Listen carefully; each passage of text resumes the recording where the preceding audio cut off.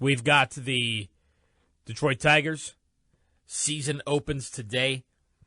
And I know there's a lot of excitement with this year's Detroit Tigers team as they're coming off of back-to-back playoff appearances to where they make it into the American League Division Series, losing both years. 2 years ago, of course, they had that late season run, that magical, late August and then September run, able to just sneak into the postseason, combined with a Minnesota Twins total collapse.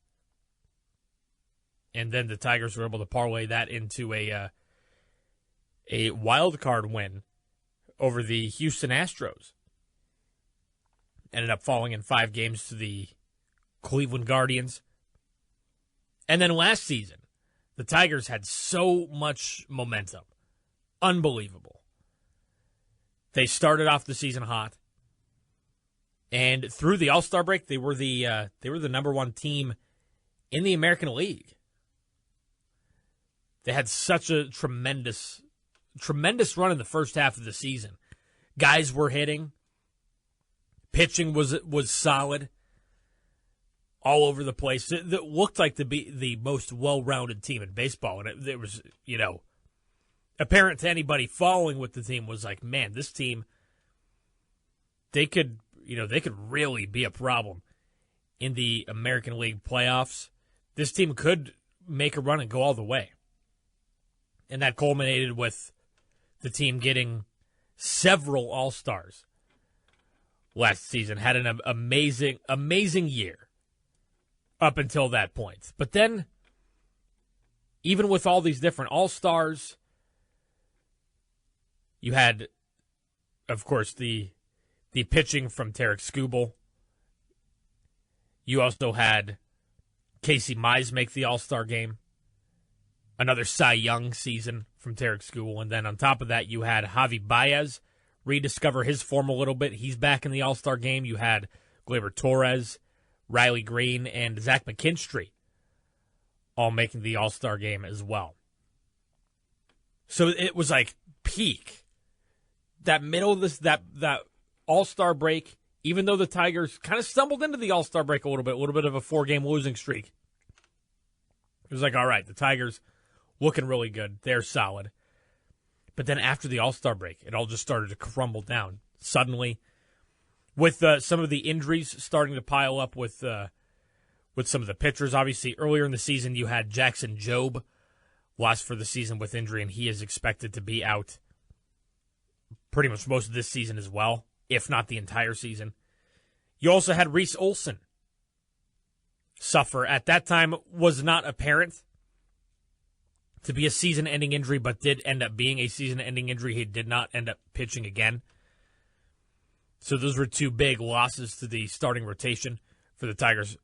By the way, Reese Olson expected to miss the entire season this year as well. Surgery just before spring training, which is what led to the Tigers picking up Justin Verlander in free agency.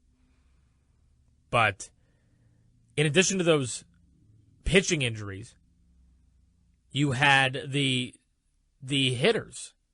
I mentioned all the All-Stars that the Tigers had. 4 All-Star position players, and suddenly guys just couldn't hit. Scoring runs became a huge problem for this Tigers team.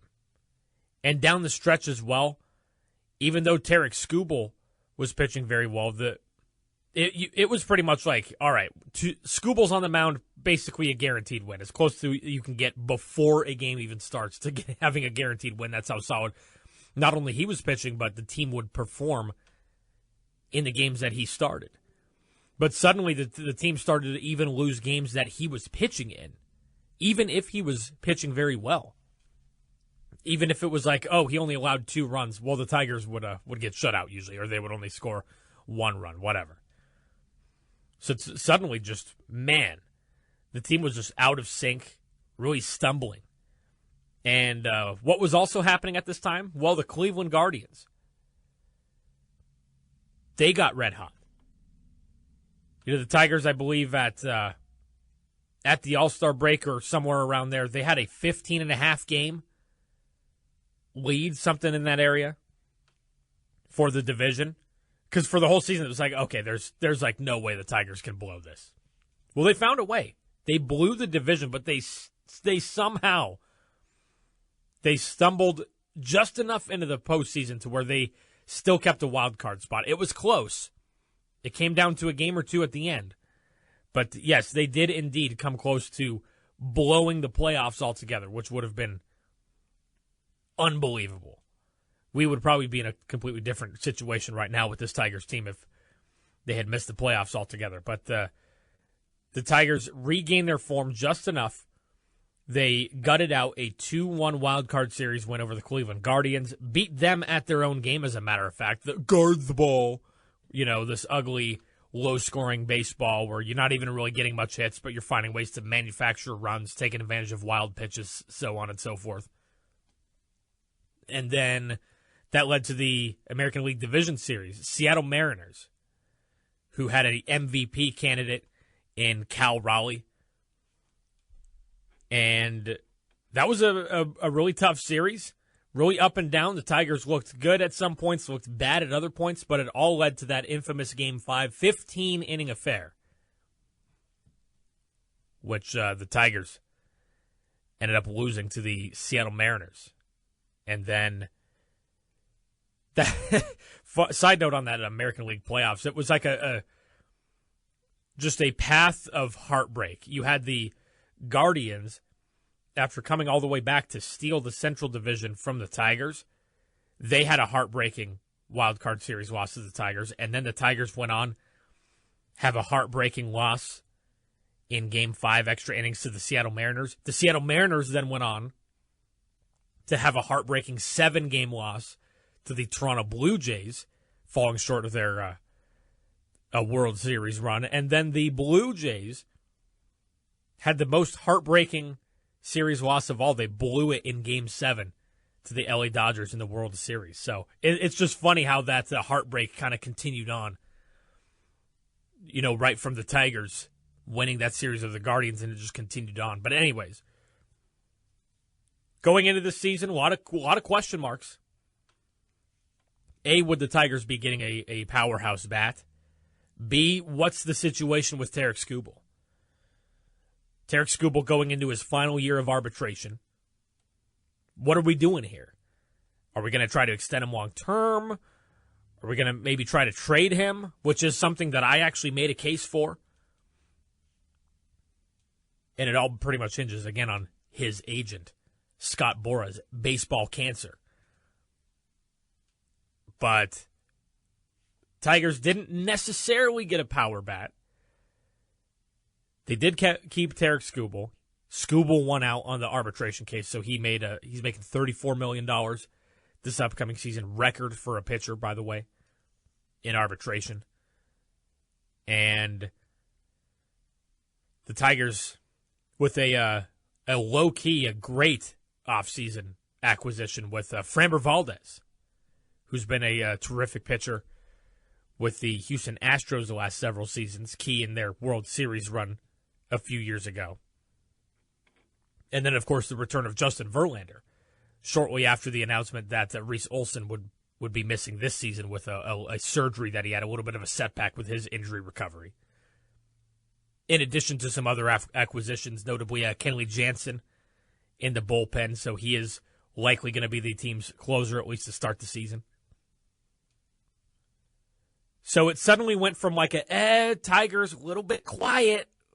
What are we doing here? They really weren't doing anything in the offseason, but then all of a sudden you get the Valdez signing, you get Justin Verlander back, and then through spring training, culminating with having the number 2 prospect in Major League Baseball and the number 1 Tigers prospect, Kevin McGonigal, officially making the team the opening day roster, which I think could be a pretty good impact bat.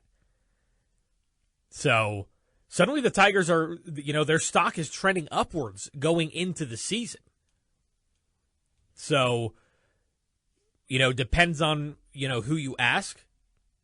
But some of the national media talking heads are pretty high on this Tigers team going into this season. Now, I will say they are probably the clear-cut number one team in the Central Division. They should win the Central Division, but the only reason I have reservations about that, you can't count out the Guardians. They've had a history of that the last 10, 15 years, especially last season. It doesn't matter where they're at on paper.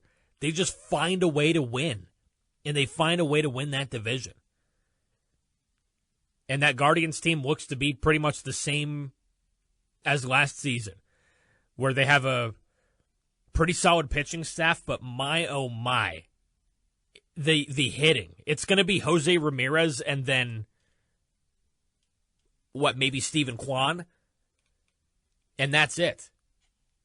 Not a lot of good hitting on that Cleveland team, but again, don't completely count that out. But again, on paper, the Tigers easily have the best, most complete roster in the American League Central Division. So if they, again, barring a second half of the season collapse, I think the Tigers will be winning the Central Division this year, because beyond that, I think, honestly, the Royals are probably the biggest threat to the Tigers in the division. They have a couple guys, namely Bobby Witt Jr., Bibby Watt, who he's a tremendous player, could be an MVP candidate this year.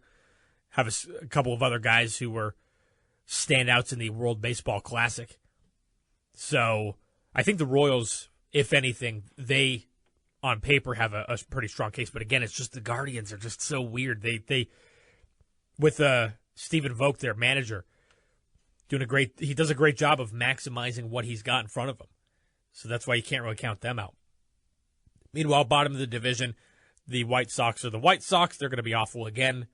They're going to be dead last in the division, but they might have some competition for last in the division with the Minnesota Twins. Just beyond brutal. Brutal organization right there.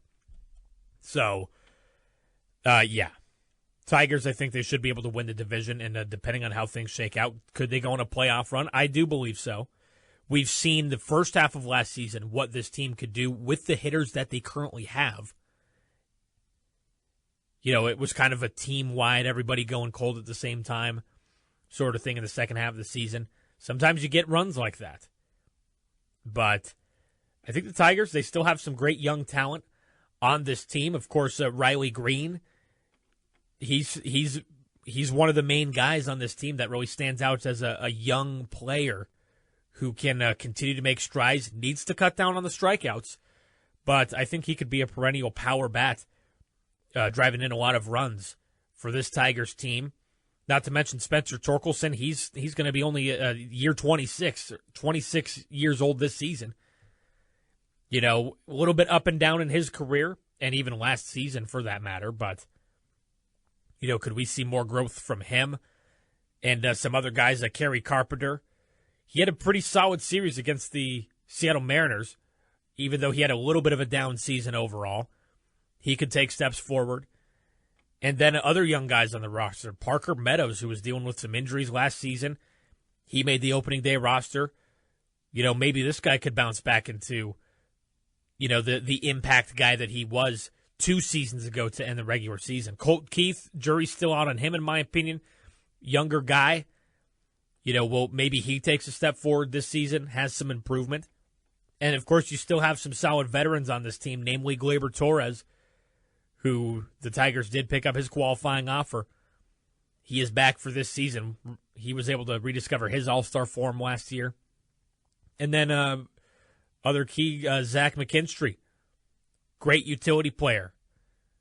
See, he continues to be the solid, playing a bunch of different positions. And Javi Baez, I know that was kind of unexpected last year, him having the season that he had, bounce back, but I think him just not having that pressure to be a top-tier player on the team, I think that really helped him. You know, being injured 2 years ago and the team going on that run, going into the playoffs, I think it showed him like, hey, this team doesn't necessarily need me to be the guy, but if I could just be solid, be another solid utility guy for this team, you know, there's a nice little niche for him on this season. And then I mentioned, you know, throw in Kevin McGonigal in the mix. I think you have a pretty solid Tigers hitting lineup, batting lineup going into this season. Meanwhile, for pitching, obviously Tarek Skubal, he's going to be great. We'll see. If the team is playing well, maybe the team is in a position, hey, maybe they buy at the trade deadline, try to load up, try to go on a run this year with the uncertainty surrounding Tarek Skubal going into free agency. If the team's struggling a little bit, I wouldn't be surprised if they try to move Tarek Skubal, try to get something for him at the deadline with the unlikelihood that they re-sign him in free agency. Otherwise, Framber Valdez had an amazing spring training. He was unbelievable. I think he's going to fit right in well as the number 2 guy for this Tigers team, this Tigers pitching rotation. Then you got Casey Mize, still solid. Jack Flaherty, I have my reservations about him, from how he played last year. But going into a contract year this year, you never know. And then Justin Verlander, good to see him back with the Tigers. But didn't really have that great of a spring training, let's be honest. A little bit of a rough spring training, but we'll see what JV's got left in the tank, especially with how he finished last season.